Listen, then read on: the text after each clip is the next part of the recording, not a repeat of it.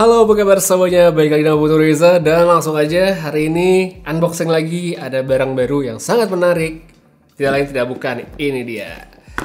Langsung lihat ya, ada logonya. Ini udah jelas handphone apa. Asus ROG Phone 6. Asus ROG Phone 6, handphone gaming yang kece banget. Tapi ini bukan barang resmi Indonesia ya. Saya dapetin ini di Studio Ponsel. Harganya segini, jadi kalau kamu pengen beli, linknya saya taruh pada kolom deskripsi di bawah. By the way, kalau kalian mendengar ada suara ambience yang sangat ya bisa didengar lah ya. Harap dimaklumi karena namanya juga kehidupan bertetangga, kadang ya nggak bisa dicegah. Jadi kalau misalnya kalian mendengar ya dimaklumi, kalau misalnya nggak kedengeran ya syukurlah. Oke, langsung aja kita mulai unboxingnya untuk Asus ROG Phone. Kotaknya bisa langsung lihat ada logonya ROG di depan, terus ada ROG Phone 6 ya di sini. Terus di bagian samping ya sebenarnya ada tulisan ROG Phone 6 di bagian belakang yang ada email bla bla bla bla bla, tapi di sini ada sedikit apa ya, contekan specs 5G dual SIM Snapdragon 8 Plus Gen 1. Terus ada kameranya, ada layarnya Full HD Plus display 6,78 inch. Ada bumper, screen protector, RAM-nya 16GB serta kapasitas penyimpanan 512GB. Ini dia kotaknya, tadi kita udah kesobek dikit, jadi kita nggak butuh pakai pisau atau apa. Oke, langsung kita sobek. Ini dia Asus ROG Phone 6-nya.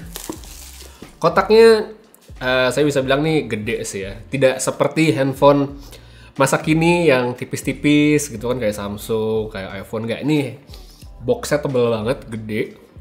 Kita lihat isinya ada apa aja nih. Oke. Ya, di atas ini ada ada kartu ya. Ada semacam kartu gitu, Join the Republic for those who dare. ROG 6, oke, menarik sekali ini kartunya. Next, kita taruh dulu. Oke, ini kotak sebenarnya.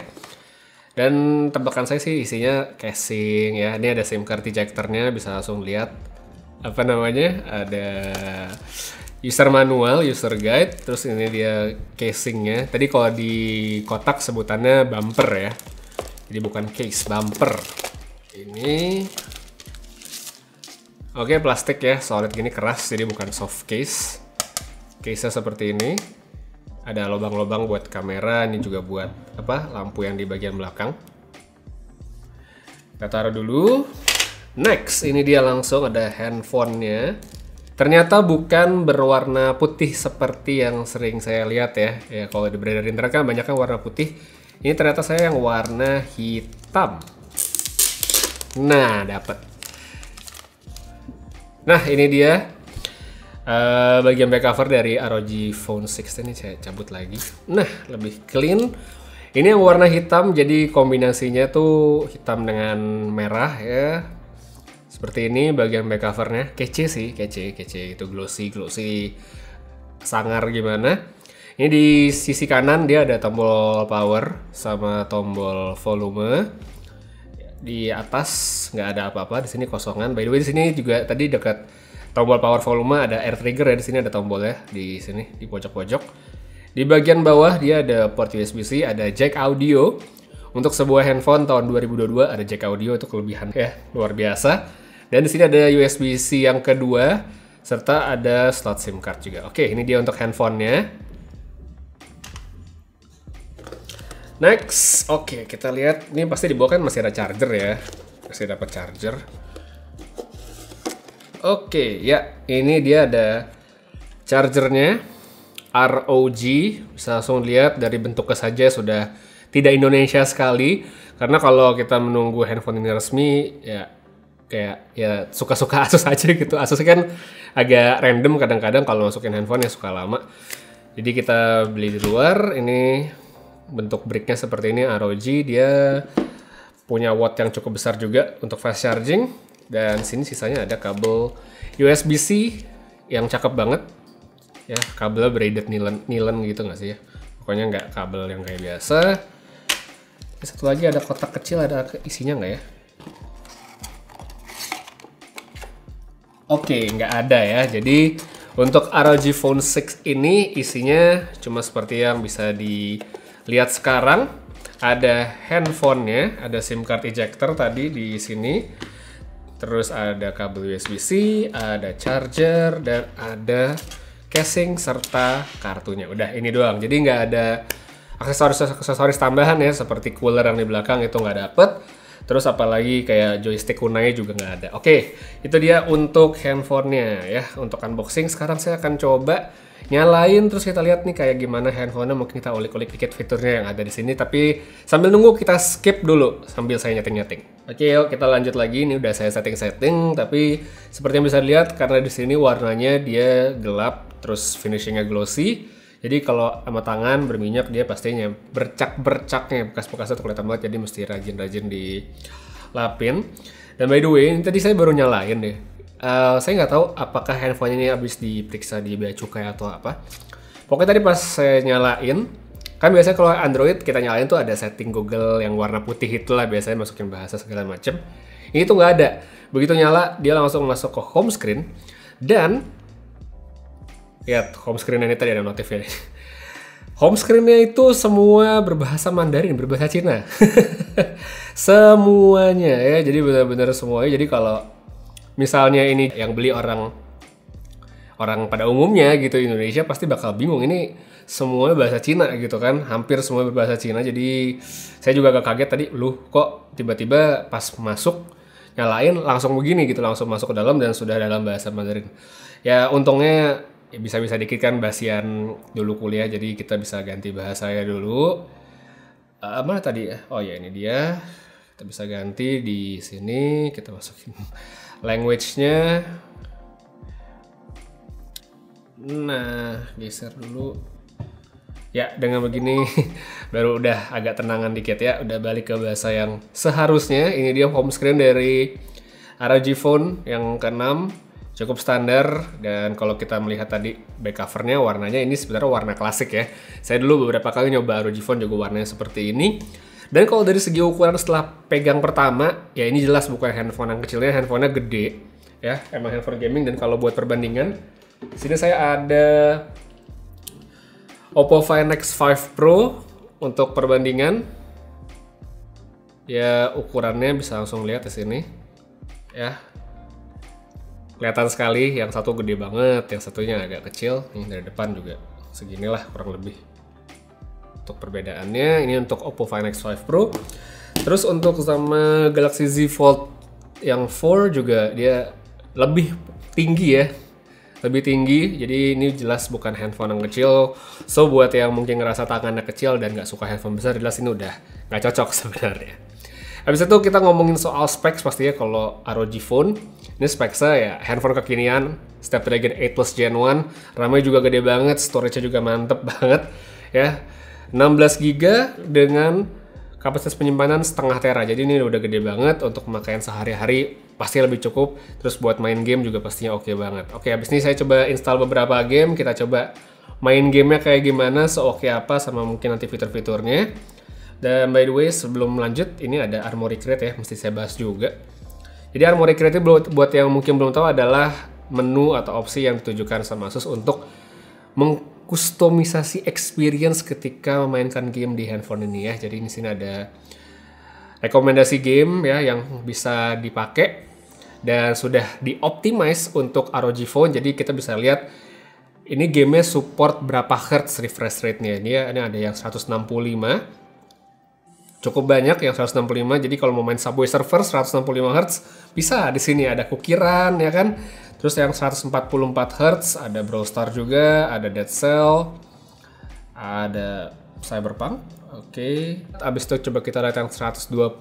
Nah, 120 ini lebih banyak. Yang paling nggak bisa lihat ada Brawl Stars pasti support, ada League of Legends, Wild Rift, Hatsune Miku.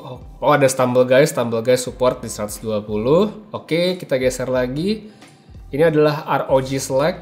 Ya ini game-game pilihan ROG berarti ya mungkin. Ada PUBG New State, ada Genshin Impact di sini. Tapi Genshin Impact tadi nggak ada di list ya kalau nggak salah. Terus ini ada yang support gamepad juga. Kita bisa lihat apa aja yang bisa pakai gamepad. Ada Apex, ada Diablo, Pokemon Unite. Ada Air Trigger yang support Air Trigger, ada Apex juga, Diablo, T3, Pokemon. Oke. Jadi benar-benar ini adalah satu tempat di mana Asus menyediakan apa ya namanya, suggestion ya, bagaimana dia menyarankan aplikasi-aplikasi apa aja yang kira-kira bakal support supaya experience main gamenya itu lebih bagus di handphonenya. Oke, ini dia untuk rekomendasinya. Sekarang kita cek lagi, sini kita bisa lihat untuk pengaturan powernya seperti biasa ya, ini masih yang normal. Dia ada X mode untuk performance yang tinggi saat kita main game, ada yang ultra durable, ya ini lebih apa ya, awet baterainya, jadi mungkin kayak power saving gitu. Tapi seperti biasa kita pakai yang dynamic aja, yang standar. Dan ini sini juga ada, kita bisa lihat sistem lightingnya. Oke, kita bisa create. Oke. Di sini ada settingan untuk aeroactive cooler juga, cuma sayangnya saya nggak ada barangnya jadi nggak bisa pakai. Nyobain, ada air trigger juga ya. Oke ya, ini air triggernya bisa di setting, tap to setting. Ini kita bisa atur feedbacknya seberapa kenceng, pasti pencet. Oke, ini dual partition, jadi satu air trigger itu dibagi dua. Ini advance banget sih karena butuh presisi banget ya, untuk bidang yang rata gini kan nggak ketahuan bedanya. Ini mesti bener-bener presisi, tapi ya buat yang mungkin emang bisa memaksimalkan ini oke banget. Jadi satu air trigger dibagi dua. Jadi total kita bisa dapat 4 fungsi di bagian atas ini. Habis itu ada juga nih yang swipe setting ya, jadi bisa dibuat geser seperti ini. Habis itu nih ada yang ada swipe, ada slide ya. Oke, jadi ada yang tadi swipe, nih slide. Menarik sekali. Habis itu ada yang dual control, tap and swipe. Oke, ini juga bisa diatur speednya seberapa. Ini settingannya bener-bener advance gamer banget sih ya. Jadi emang buat orang yang sangat mobile gamers banget, sukanya main game di handphone, ini pengaturan air triggernya gokil sih. Banyak banget optionnya. Oke, kita tinggalkan dulu, udah cukup banyak. AR mission ini bisa dimainin cuman nggak usah. Habis itu di bagian tengah ini ada kayak community gitu, jadi orang posting-posting hasil game mereka. Terus di sampingnya rekomendasi yang tadi, dan yang paling pojok ini adalah buat akun kita. Balik ke soal specs dan gaming, ini emang bukan HP pertama dengan Snapdragon 8 Plus Gen 1 yang saya cobain. Tapi untuk impresi pertama, saya tadi coba main game sebentar ya, abis setting sekitarnya 45 menitan. ROG Phone 6 ini tuh emang ngasih performa FPS yang bagus banget. Kalau saya baca-baca sih emang Asus katanya punya sistem pendingin yang lebih baik tanpa harus pakai cooler tempelnya itu. Jadi mungkin ini emang ngaruh banget. Air trigger juga so far so good, kalau menurut saya responsif banget. Tapi saya juga penasaran untuk ngetes fungsi gesernya ini, karena saya sebenarnya belum kebayang kira-kira ini cocoknya buat di game apa. Kemudian untuk layarnya sendiri, Asus ROG Phone 6 ini emang resolusinya kelihatan kurang oke ya, kayak Full HD Plus doang untuk sebuah handphone yang bisa dikatakan premium. Tapi dia mendukung refresh rate yang bisa sampai 165 Hz. Ini pun bisa disesuaikan jadi 144, 120, bahkan 60 sesuai dengan kebutuhan kita. Satu lagi untuk bagian kamera, resolusi tertingginya itu ada di angka 50 megapiksel, terus ada lensa ultrawide, makro, serta satu kamera depan. Yang cukup menarik sebenarnya ada di bagian video, karena untuk sebuah handphone gaming, Asus ROG Phone 6 ini mendukung perekaman dengan resolusi 8K 24fps. Sebagus apa hasilnya nanti bakal saya omongin di video reviewnya aja ya.